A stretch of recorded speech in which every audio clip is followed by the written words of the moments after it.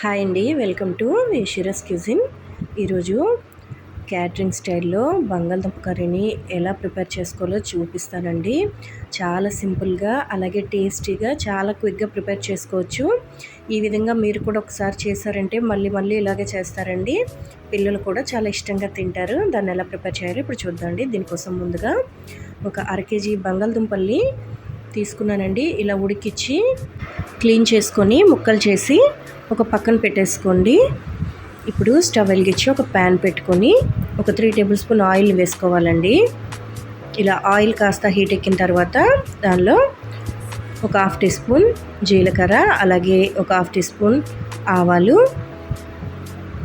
అలాగే 1 table spoon మినపప్పు, ఒక 2 టేబుల్ స్పూన్ శనగపప్పు వేసుకొని కొద్దిగా కరివేపాకు వేసుకొని వేయించుకోవాలండి.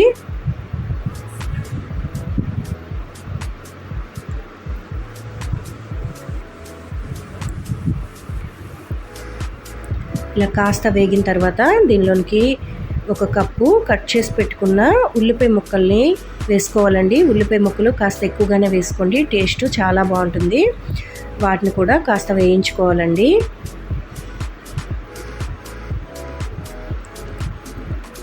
ఇలా మనకి ఉల్లిపాయలు వేగిపోతే సరిపోతాయండి.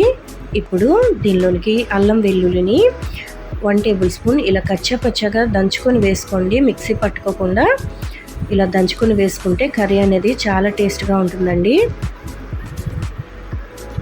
అల్లం వెల్లుల్లిని కూడా పచ్చివాసన పోయేదాకా ఫ్రై చేసుకోవాలండి.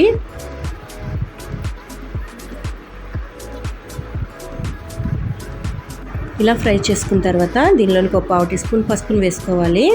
పసుపు వేసుకొని ఒకసారి కలుపుకోవాలండి.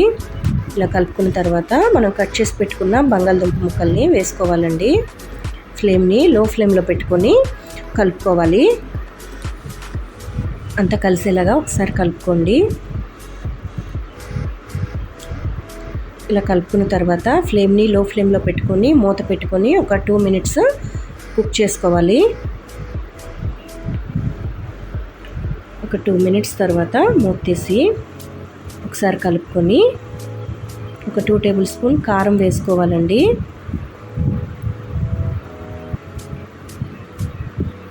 అలాగే రుచికి సరిపడా ఉప్పును కూడా వేసుకొని మొత్తం కలిసేలాగా ఒకసారి కలుపుకోవాలి.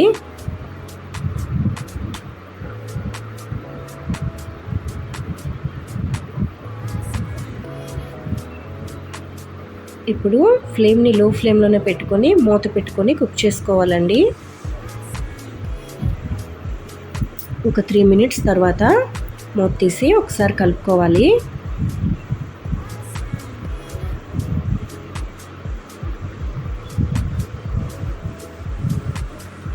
ఇప్పుడు ఒక 1 టేబుల్ స్పూన్ గరం మసాలా వేసుకోవాలండి. వేసుకొని అంతా కలిసేలా కలుపుకోవాలి.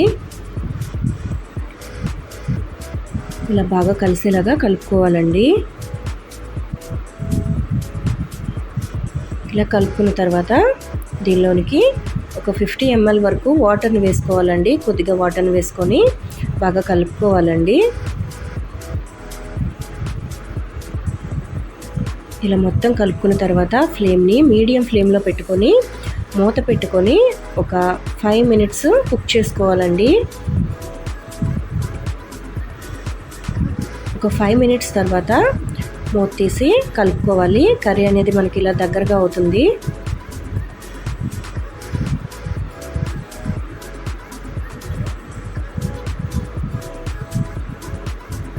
ఇలా కలుపుకున్న తర్వాత కొద్దిగా కట్ చేసి పెట్టుకున్న కొత్తిమీరని వేసుకోవాలండి. వేసుకొని ఒకసారి కలుపుకోవాలి. ఇలా కలుపుకొని స్టవ్ ఆఫ్ చేసి సర్వ్ చేసుకోవడం అండి. చాలా ఈజీగా ప్రిపేర్ చేసుకోవచ్చు, చాలా టేస్టీగా ఉంటుందండి. బయట మనకి క్యాటరింగ్ వాళ్ళు ఈ విధంగానే చేస్తారండి. టేస్ట్ అయితే చాలా బాగుంటుంది. ఇంతే అండి. దీన్ని సాంబార్ రైస్లోకి కానీ లేదంటే రసంతో కానీ చాలా బాగుంటుందండి. రైస్లోకి మీరు కూడా ఒకసారి ఈ విధంగా ట్రై చేయండి. టేస్ట్ అయితే చాలా బాగుంటుంది, పిల్లలకు కూడా బాగా నచ్చుతుందండి.